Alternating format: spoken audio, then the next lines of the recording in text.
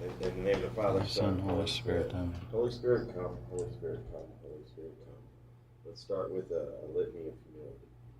O Jesus, meek and humble of heart, hear me. From the desire of being esteemed, deliver me, Jesus. From the desire of being loved, deliver me, Jesus. From the desire of being extolled, Deliver me, Jesus. From the desire of being honored, Deliver me, Jesus. From the desire of being praised, Deliver me, Jesus. From the desire of being preferred to others, Deliver me, Jesus. From the desire of being consulted, Deliver me, Jesus. From the desire of being approved, Deliver me, Jesus. from the fear of being humiliated, Deliver me, Jesus. from the fear of being despised, Deliver me, Jesus. from the fear of suffering rebukes, Deliver me, Jesus. from the fear of being calumniated, Deliver me, Jesus. from the fear of being forgotten, Deliver me, Jesus. from the fear of being ridiculed, Deliver me, Jesus. from the fear of being wronged, Deliver me, Jesus. from the fear of being suspected, Deliver me, Jesus. that others may be loved more than I. Jesus, grant me the grace to desire it. That others may be esteemed more than I. Jesus, grant me the grace to desire it. That in the opinion of the world others may increase and I may decrease. Jesus, grant me the grace to desire it. That others may be chosen and I set aside. Jesus, grant me the grace to desire it. That others may be praised and I am noticed. Jesus, grant me the grace to desire it. That others may be preferred to me in everything. Jesus, grant me the grace to desire it. That others may become holier than I, provided that I become as holy as I should. Jesus, grant me the grace to desire it. And let's end with, bless us, O Lord, in these thy gifts which Which are about to receive from the bounty of Christ our Lord. Amen. Okay, so we're going to do all of chapter 4. It's actually a little bit of a short chapter, and it I think fills in. This one, I suppose, unlike the other ones, actually does kind of hold much closer together. Right? It's appropriate to try to get through the whole thing together. But remember, we had moved from the fall of Adam and Eve, and remember that after the fall of Adam and Eve they ruptured this covenant, violated the terms of the covenant with God. They introduced a rupture in that God now no longer is in the world and no longer in Adam and Eve in the way that they were intended. We now have concupiscence. And remember our little model for concupiscence, the snowman, which is now fallen.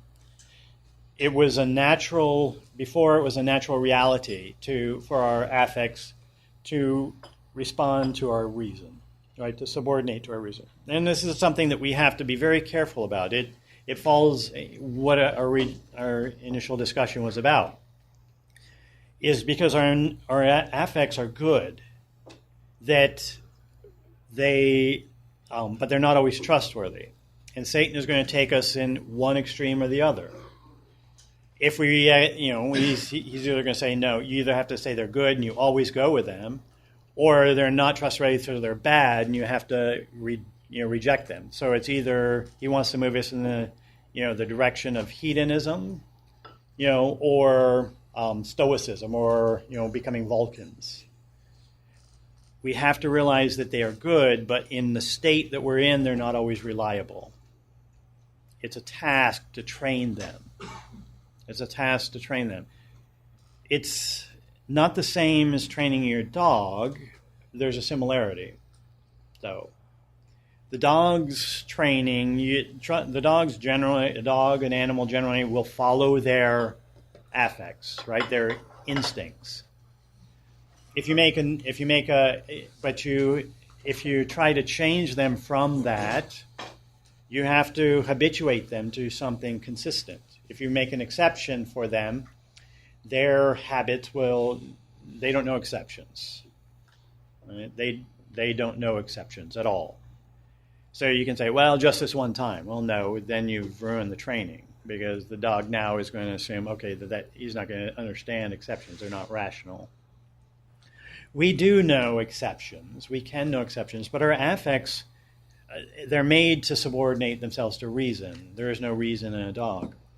But with a child, you can see something very similar, right? If you make exceptions with a child, one time And it depends on child's, how much self-mastery they already have and what their level of maturity is.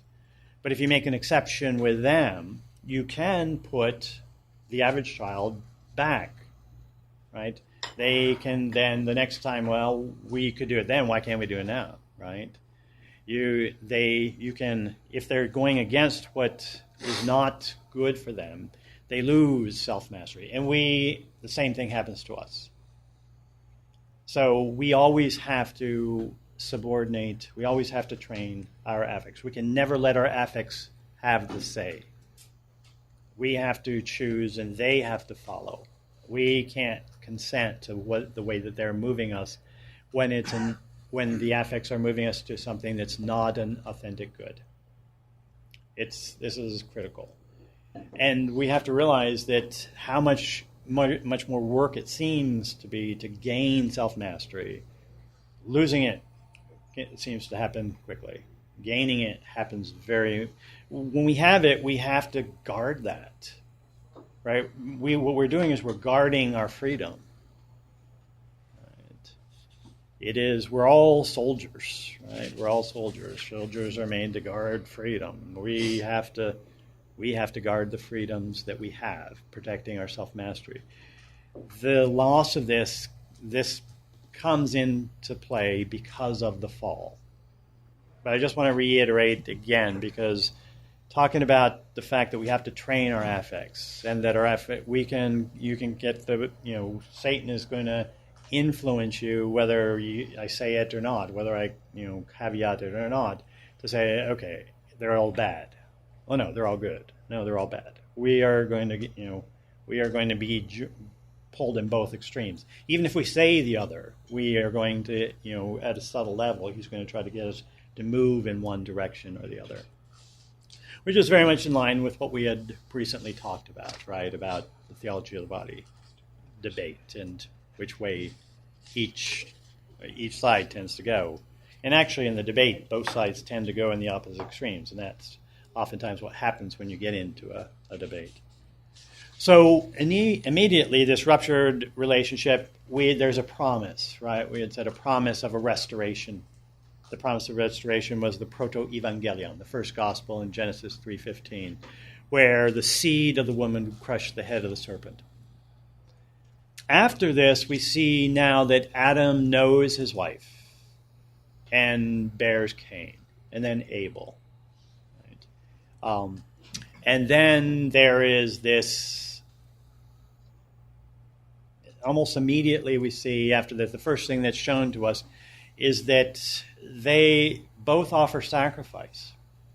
Remember we talked about before where this double entendre, which is that Scott Hahn points out, which I mentioned when I first saw this, or when he first heard him present this 25 years ago. I took it as kind of a forced interpretation. But now, the more that I look at it, the more I'm convinced he's right. That where Satan, the subtle, right, serpent, is telling them, Adam and Eve, especially Adam, if you eat of that, you will not die. Meaning that, first of all, he's trying to say, well, no, if you eat of it, you're not going to die immediately bodily. But he is lying because he knows that there's no separation between the body and the soul, that the soul dies immediately, and the body eventually will die. But the other thing, remember, that Hans showed, he says, if you eat of it, then you won't die, saying, I am going to make sure you do if you don't eat of it. This is a threat. So remember we had said, if we go back to the way that we are created after the Son, that in God,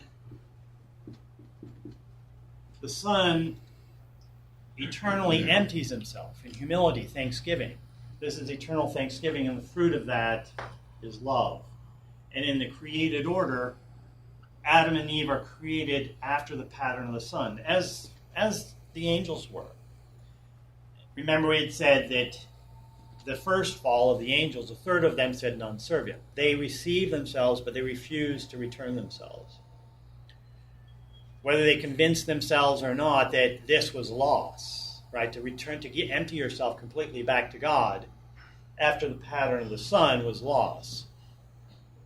St. John Paul II says the root of all sin is a denial of fatherhood. It's a denial, a rebellion against fatherhood.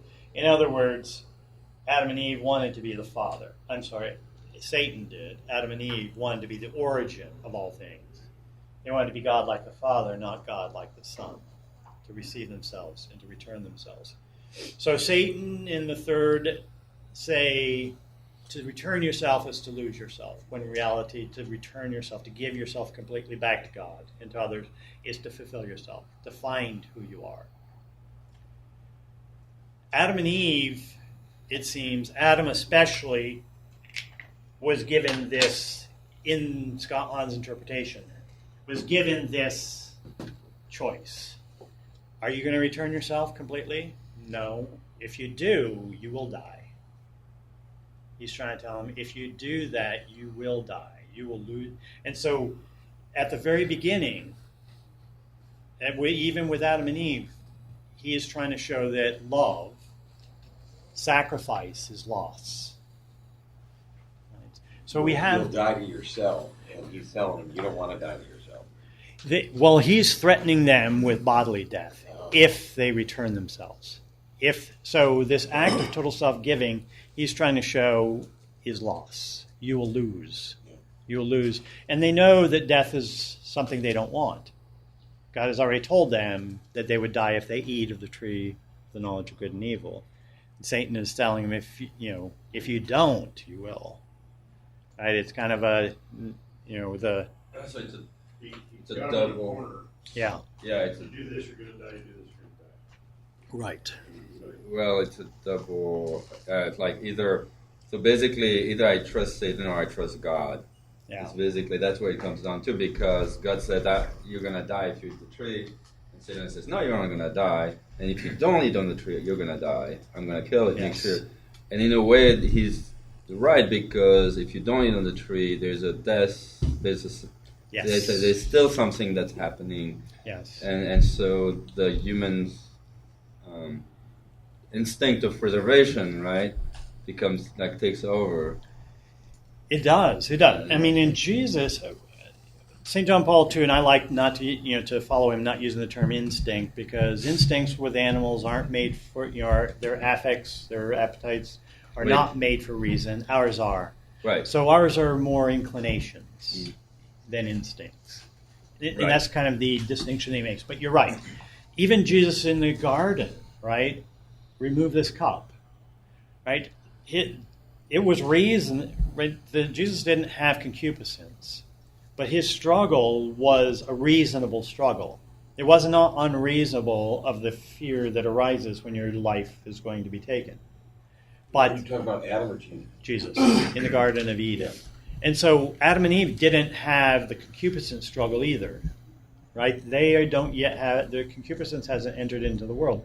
It's a reasonable struggle that they're under, and the fear of this reasonable struggle makes much more sense than just the enticement alone, right? There's an enticement, but also a fear that's pushing them in that direction. Yes, It's an important point, Yeah. I think, to make, and correct me if I'm wrong, but concupiscence, a lack of concupiscence doesn't mean you can't sin, right? It No. doesn't make you perfect and mean you No. can't sin. It just... Otherwise, if it did, then Adam and Eve wouldn't have fallen. Right. But you mentioned last time that Adam and Eve didn't have a beatific vision. Right. They And- couldn't.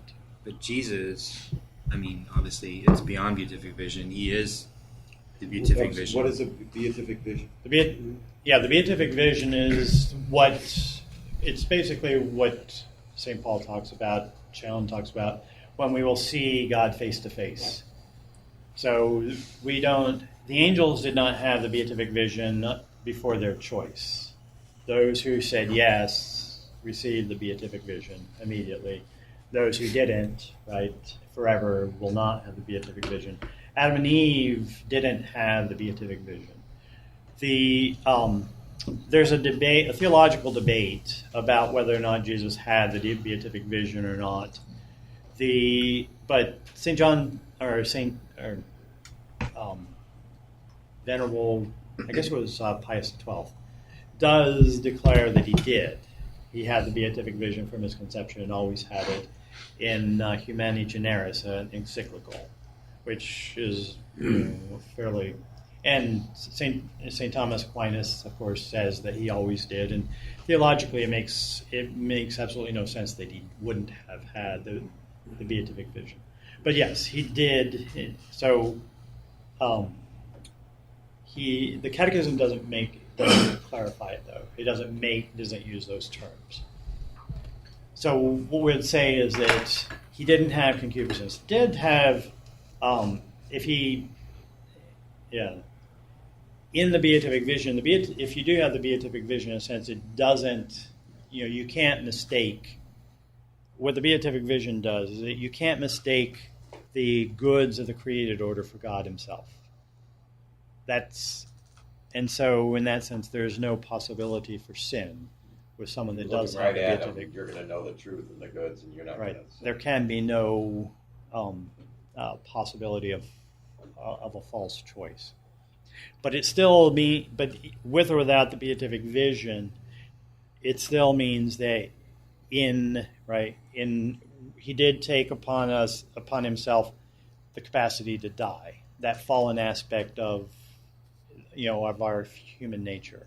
He didn't take concupiscence upon himself, but his body could, and it did die, and that he took on in solidarity with us. And so the capacity to die and the reasonable fear that comes from it is something that he could and did experience. And Adam and Eve did that as well. Does that make sense, or is that? So Adam and Eve didn't have the fullness of truth, really. They couldn't see everything that Jesus saw at the time of this decision.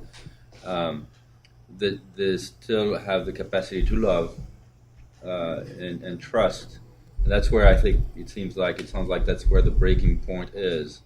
It's not that rationally they don't know everything, but they know enough that they could make a decision. They knew everything they needed to know to make the decision. But there is something still missing because they make the wrong decision.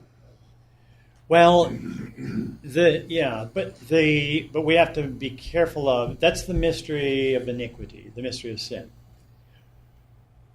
There's still freedom. The angels didn't even. The angels, Adam and Eve couldn't see all of the potential consequences of what their choice would make. The angels did. The angels had no mistake. The angels that fell, the demons that fell, made no mistake. There was nothing, in that sense, there was nothing missing. We have to be very careful to avoid the fact that, of assuming that, well, you can't but choose the good, if you know everything. There is still that capacity. They knew everything and they chose. Yeah. No, what was missing is not knowledge as much as love and trust. And trust was what it was. Adam, for some reason, I think we can say that Adam he trusted himself more than he trusted God. He trusted that, rather in God's providence, he trusted that I have to get myself out of this. Right. And this is the most reasonable way to do it. And it was the dictate of fear. He was operating in fear. Fear for his death, for his mortality. And the irony is that right next to it is the tree of life. Yeah. The thing that he had feared, death, had he gone to the tree of life, which there was no prohibition, he would have overcome that. That's exactly right. And so from this we see that the disorder enters in. We see with Cain and Abel a sacrifice, right? The sacrifice that that Adam wouldn't do. Now sacrifice is still there. What it is it's this trust, and it's supposed to be the first fruits, the best of the first fruits of everything. It's clear that, and the rabbis point this out in their gloss on this. They say that the reason God found Cain's not acceptable is that, and we can see it's kind of an argument of science, from science, I suppose, but Cain just offers a part, but it's clear, it's explicit that the first fruits, the best first fruits of Abel's are what is offered, and this is what incenses Cain.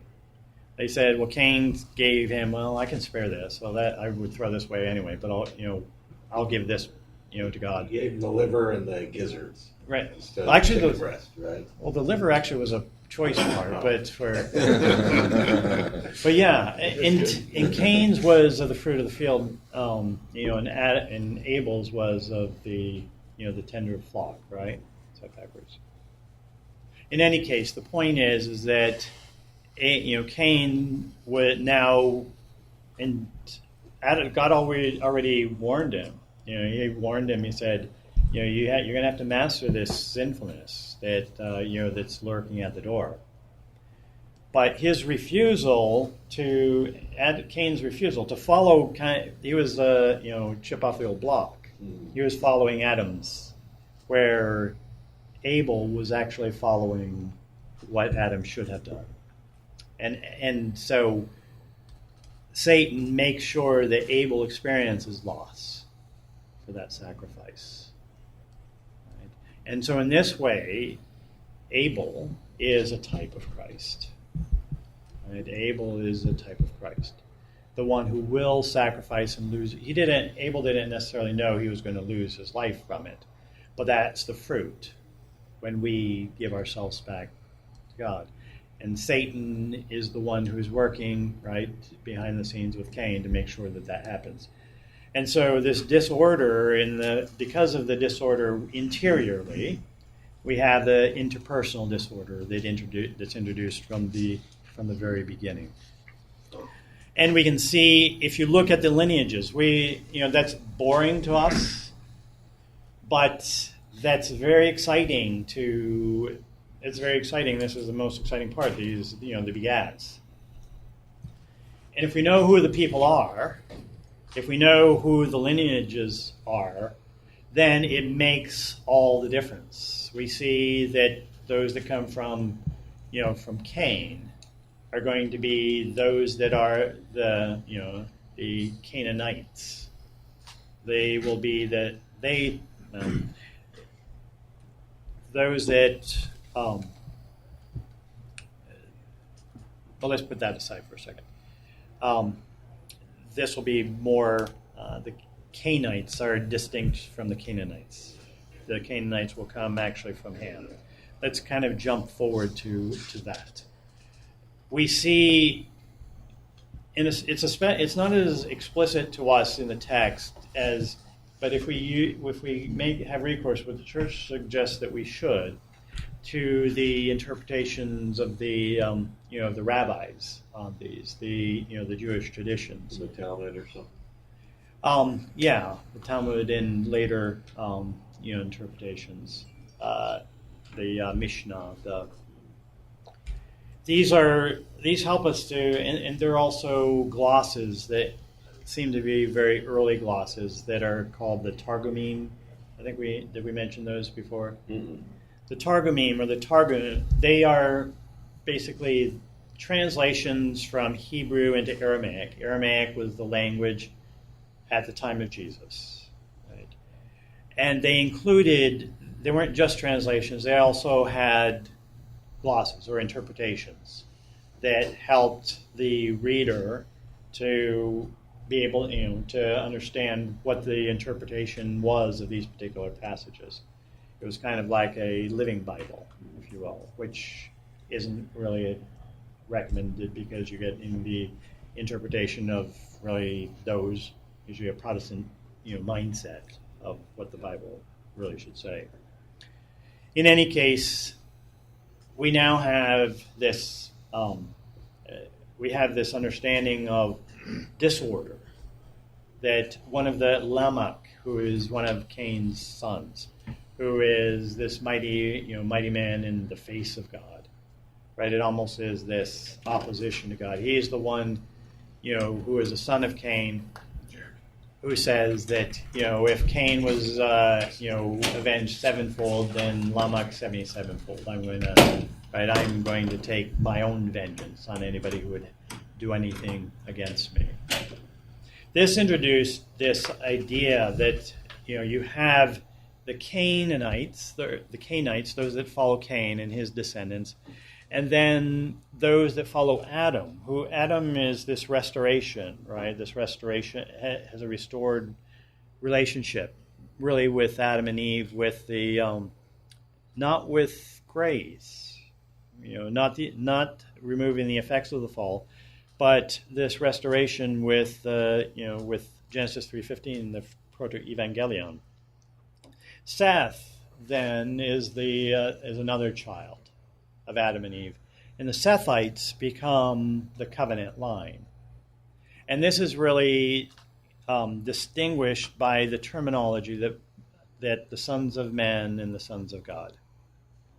The misinterpretation, and you hear this all the time, this is mythology of angels that come to have, that was adopted from the ancient Near East religions. Well, that's basically eisegesis. It's this kind of throwing into the text, common circumstances, assuming that's what's being said. But I think the better interpretation is that it is, in fact, the sons of God are the covenant line, the Sethites. Sons of man are the Canaanites. The Canaanites, right. Which are different than Canaanites. Exactly. The Canaanites are descendants from Cain. Most of them are wiped out. The Canaanites will be one of the sons of Ham, who will be one of the sons it's a son of Ham, who's one of Noah's sons. And this gets this turmoil, when the sons of men or the sons of God and the daughters of men have these relations. It is this first sign that without grace, there's going to have to be separation. Without grace, then the sons of God don't have the strength that they need. Right? When you start intermixing with those that rebel against the covenant, you don't have the strength to live in accordance with the covenant. And so you're going to have to be separated from it. It looked like everybody except for Noah and his sons had gone astray because of this intermixing, be it with non-covenant people and covenantal people. We know we have that problem anyway, even with grace. If we don't surround ourselves more with people that want to live holy lives, if we surround ourselves mostly with people that don't, we are going to be more likely affected and follow in that direction. In any case, it was even more so with them. So there is almost this sense of a new creation, right? Just like the chaotic waters, the creation, of the first creation, are brought into order. We have with the waters who now cover the earth, and almost a new creation comes out of it again with Noah. And Scott Hahn points out a number of parallels between the first creation narrative and the second creation narrative, and especially the number 7, which is the sign of the covenant, right? The sign of the covenant, a sign of covenant renewal. But even after that, we see another more discord come up. This intrigue now with the sons of Noah. Shem is the firstborn, the biological firstborn. Then we have Ham. The Ham is Ham is one who is a usurper. And Scott Hahn points out how in here we can see the way that he's trying to usurp his father's authority, to be the one who will replace his father in authority. And this is this terminology of uncovering one's father's nakedness. This uncovering one's parents' nakedness has sexual innotations, and it's actually, the father's nakedness is this attempt to show that he will be the father in place of by having relations with his mother. Yes. Yeah. So I read all that. I was like, wow, I didn't know any of that happened. And then I went to Genesis and I read it, and I still didn't know that any of that happened. From those few words that they said. Yep. So That's why the seed came back. The seed of evil came back into the world. Where do they get Can you it? possibly draw out the lines of who descended from who? Because it gets confusing. Can I? Can you draw it on the board? Oh, for the three sons of. Just a little. But I'll answer if you can answer my question too. Okay. Yeah. Next question. Where did they get it was his question. Yeah. How do we know that? Where did that? I don't know. Well, the only way, this is the way we learn a lot of things, especially with regard to, terminology. We have terms and phrases that we use quite a bit. If you look at, especially in Leviticus, that terminology uncovering one's nakedness, they make it much more explicit. That, uncovering one's, father's, in other words, having, having relations with. It just means, that phrase just means he had relations with his mom. Yes. It happens again with David. Okay. On the same premise. Right.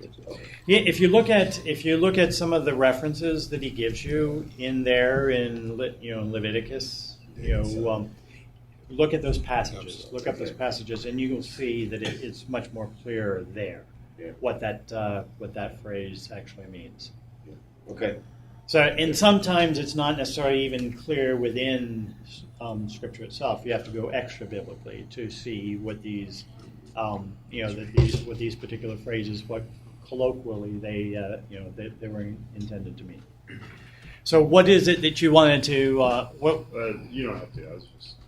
You wanted to sketch out who came from who? Who came from who? Yes. Yeah, who came from who? Yeah, this would be the sons of Noah. It's all Yes. Noah. Okay. It gets confusing as it. Yeah, well, it can, and the more we are, I think I might have. Actually, let me do this. I think I might have something that I can send you instead of taking the time to do Send it. it to all of us. Okay. If I don't send it to you, then the next day, please remind me. I have such low stress because I have the gift of not remembering anything. Oh, wonderful. That's what it's It's called. the good side of pre-Alzheimer's. Yeah. Yeah. I know. Silver But- linings. But in the grand scheme of things, okay, we have Adam, we have Cain, Abel, and Seth. In a sense, after the flood, we just have the Sethites. We have Noah. Noah comes from the Sethites line. So how many children did Seth have? It doesn't make it exactly clear. It shows basically a covenant. When you see the covenant line, it may show more than one son, but I think with Seth, it says he had other sons, but they point out just one, Enosh, because they emphasize just the covenant line. Sometimes they show many more, but the covenant line will be the thing that's going to be. They have so many begats in there, they didn't have room to just say how many Seths But begats. the purpose was not just to build the genealogy; it was to show the covenant. To show the covenant line. Who's Right. getting the baton? Mm-hmm. So, but the important point is, by the time we get to Noah, that's the replacement. I mean, this is now the covenant line. Covenant line, they will have Seth. They will have Shem. Shem is very important to realize. Shem is in English is name. And the term name is very important. Name is critically important.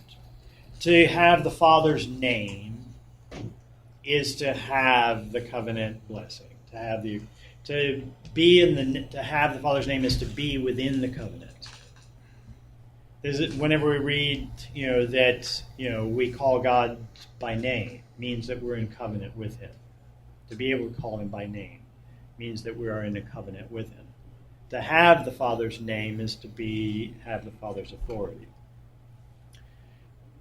So here Ham seems to see this, in this is being emphasized. Shem has his name, and Ham wants it. And so Ham is going to do what he thinks he needs to do to get it for himself. He wants a name for himself. He wants the name for himself. This is where Ham becomes the deviled Ham. And yeah. And maybe I was confused, but what I took from it when he was talking about he found his, Noah got drunk, right? Yeah. And then he saw his father's nakedness. Yeah. My interpretation of that is that he had, I guess, had sex with his father. But that is not correct. No, with his mother. Okay. It's like I see my father's nakedness and I raise it to having sex with my mother. Yes. To use a poker term. It's simple. Having one's Good father, stuff, seeing one's father's nakedness, or seeing one's nakedness, is to have isn't to have sex with him. It's to have sex with his wife. It is That's how it's interpreted in Scripture. Right. That That's simply a literary term of the phrase. We have terms of phrases that if you think about them, you go, where do we get that from? See what Barney's Just like missing. use making Ben love. would love this. Yeah. Right? Yeah. We know what making love means. An alien wouldn't know what we meant, even Right. in the language. Exactly. It's kind of a euphemism.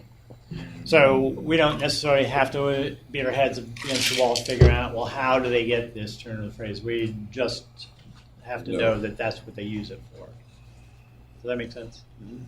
So yes, and the reason for it, right? Because the one who has the one who has the Queen Mother. right, ultimately right, is the one who has the authority of the family.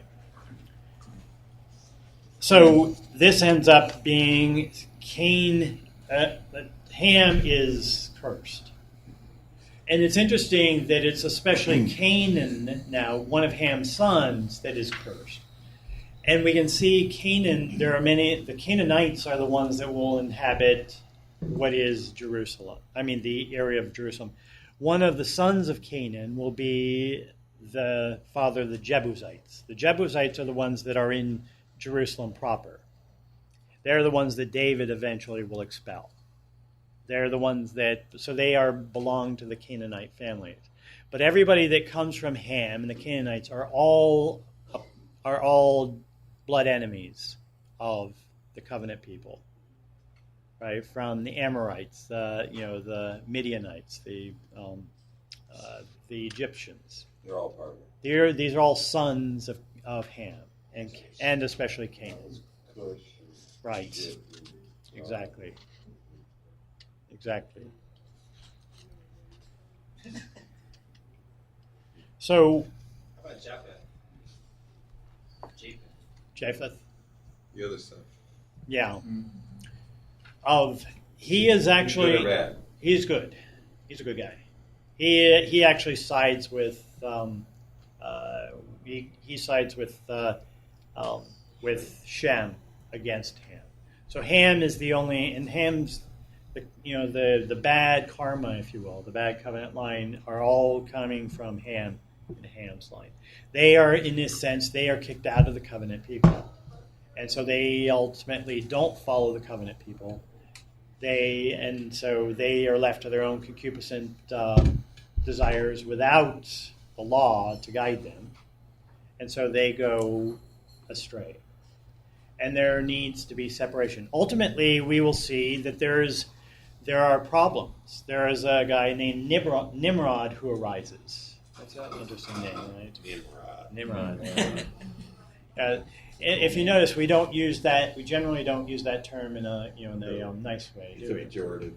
It is a pejorative term. Nimrod is exactly that. He wants to make a Shem for himself, a name for himself. This is this rebellion, another rebellion that's set up. This rebellion that's set up is, again, if we go to the extra biblical text, we can see that Nimrod establishes Babel. Babel is where they're building the tower. And we go, what's that all about? Well, the rabbis who write about it say that what Nimrod knows, he goes, what happened last time that we tried to do something like this? God had a flood. This tower was to get away from to thwart God. In fact, they said that they were so rebellious, they were so in God's face, that they actually shot arrows into the air from the top of the tower trying to kill God. They actually said that some of them came down with blood on them. And we do the same. Yeah, no, I know. If we don't see ourselves in it, then we're not really understanding ourselves. We do. We know, and we know better. So, this is the story of mankind. Those that are kept in the covenant line, they're disobedient, they go astray, but they still keep more or less as a people along the path. When they go too far astray, we have covenant renewals and they're brought back to the path. Those outside of the covenant, we have to say, are still seeking God, though they don't know how. They don't know quite. They are much less inclined. The closer that the rebellious are, the more astray they go, because they are running against and rebelling against the covenant line. As you get further and further, down, generations down, they have less culpability, and there's more of an admixture of the error, but also truth. And this is one of the things that we have to also realize as we look at things. We have adopted kind of a mindset where paganism is always all bad, if it's pagan. Pagan, basically it comes from the Latin term paganos, the country dwellers. They were the ones in the countryside in the Roman times when the cities were where the faith, the Christian faith, is strongest. In the countryside, there's a lot more likely that they will have the traditional religions. Right? But paganism, human beings are made to seek and follow God. Even when we're rebelling against Him, we really need Him and want Him, even though we don't realize it. So there is always a mixture of good paganism and bad paganism. Yes. So help me with this, because I would have assumed, just due to, I guess, entropy, that if you're going down error, the further you go, the more error-ridden and scattered it gets. But here you're describing something, and I see it it's striking me with Cain. I mean, it was right from the get-go. Yeah. He did the worst thing he could right from the get-go. So his sin wasn't even now I love my riches and I'm going to start getting absorbed in my riches. It was, I'm killing you. Yeah. And then from there, I guess it got better. But you're describing that as it goes down the line, even the bad side gets mixed with the good. And is that just is there a word like concupiscence for inclination for good? Well, the hound of heaven. Human. Being human, right? Being human is to seek the good. If we're made for communion with God. We're made for communion with one another. Those who purposefully and knowingly put themselves against God more fully and completely turn to the bad. But to live in a society, you can't do that consistently bad. To live as a human being, you can't do it in the way an angel does it. You have to live in a society to the degree that society is going to flourish. You have to start looking at some way of promoting the common good. If you do it in a mostly self-serving way, those societies will not last long periods of time. Maybe only as long as the life of the person who has the power to fall into this coercion. The way that for a society to flourish, it has to correspond more and more what it means to be authentically human. Go ahead. But I want to also interject, if I could, is that God is not passively just waiting up there going, okay, come on guys, I'm going to send Jesus. He's actively participating through this whole thing. And that's a very important point. Even among those that don't, right? Everybody receives actual grace. Even those who are rebelling against Him, God is still inviting them back. He never leaves.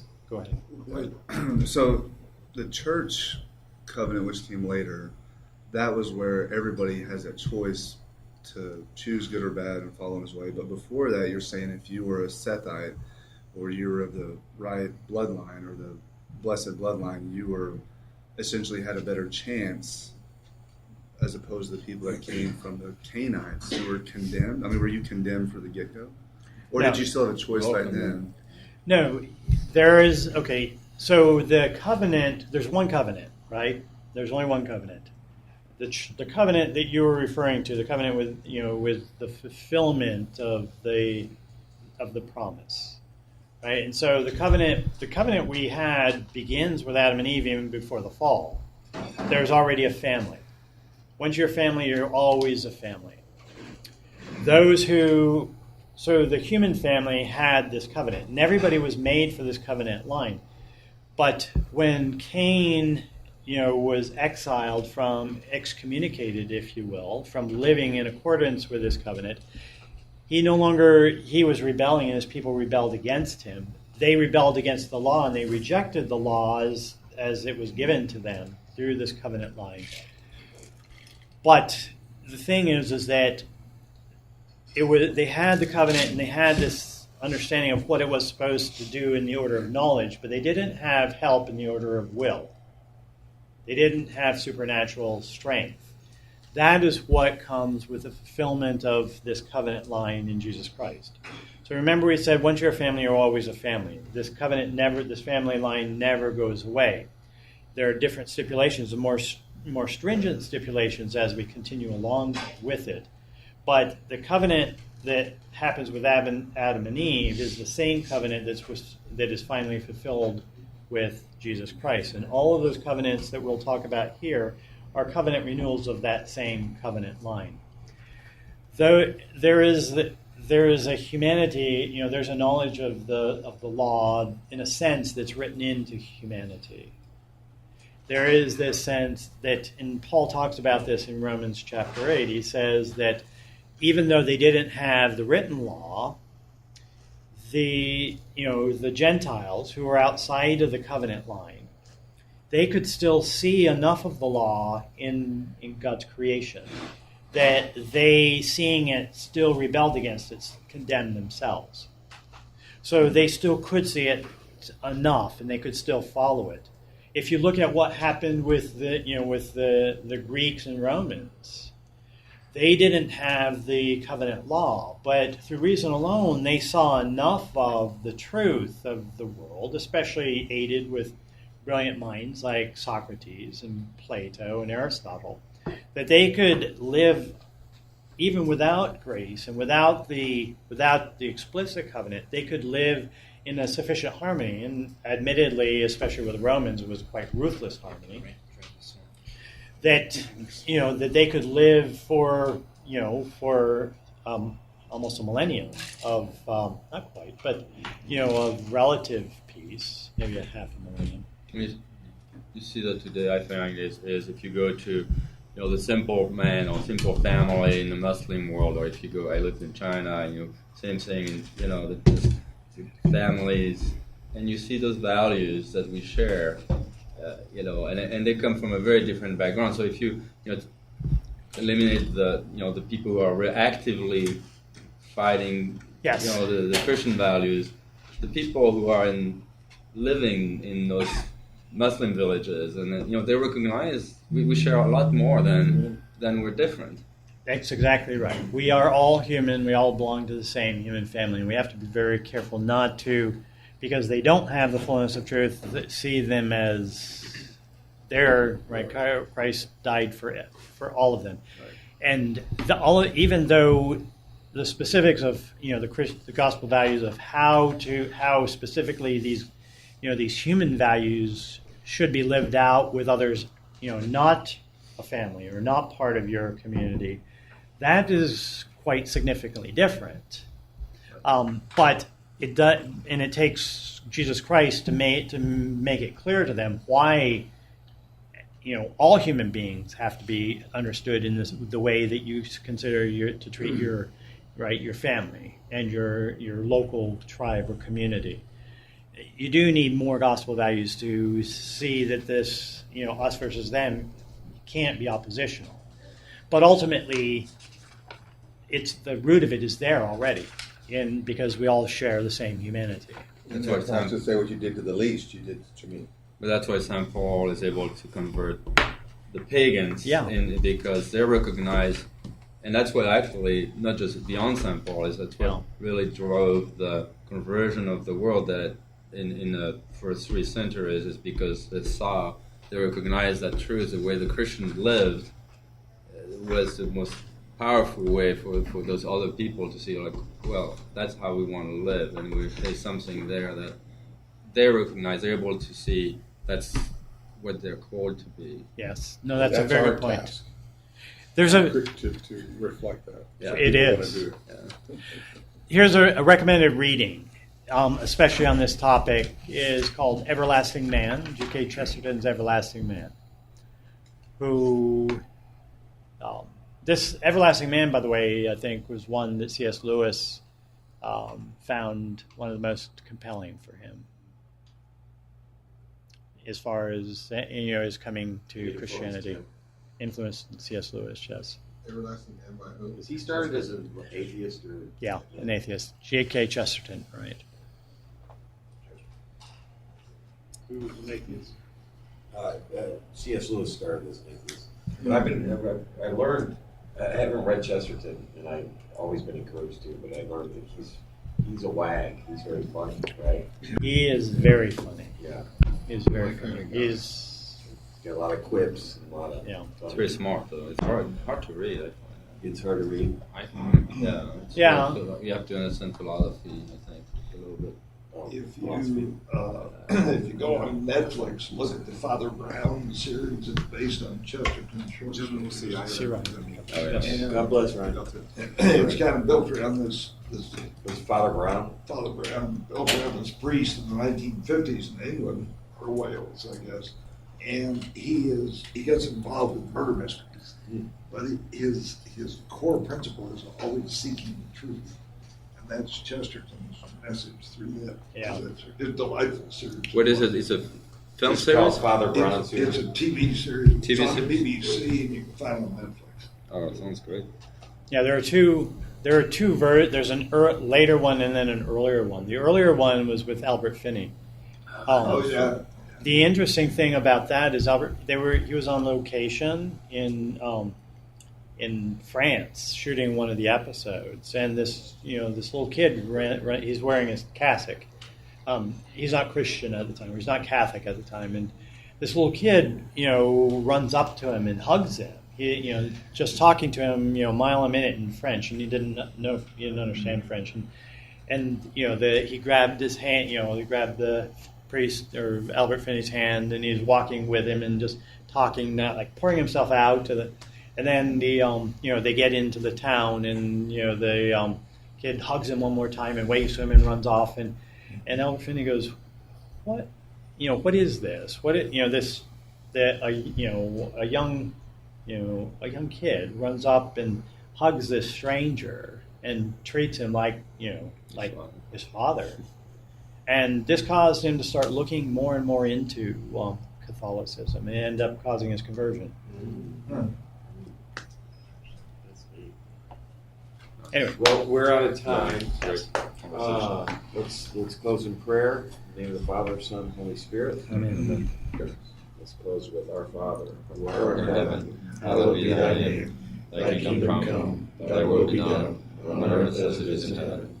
Give us this day our daily bread, and forgive us our trespasses, as we forgive those who trespass against us. Lead us not into temptation, but deliver us from evil. Hail Mary, Full of grace, the Lord is with thee. Blessed art thou amongst women, and blessed is the fruit of thy womb, Jesus. Holy Mary, Mother of God, pray for us sinners, now and at the hour of our death. Amen. Saint Michael Michael the Archangel, defend us in battle. Be our protection against the wickedness and snares of the devil. May God rebuke him, we humbly pray. And do thou, Prince of the heavenly host, by the power of God, cast into hell Satan and all evil spirits who prowl around the world seeking the ruin of souls. Amen.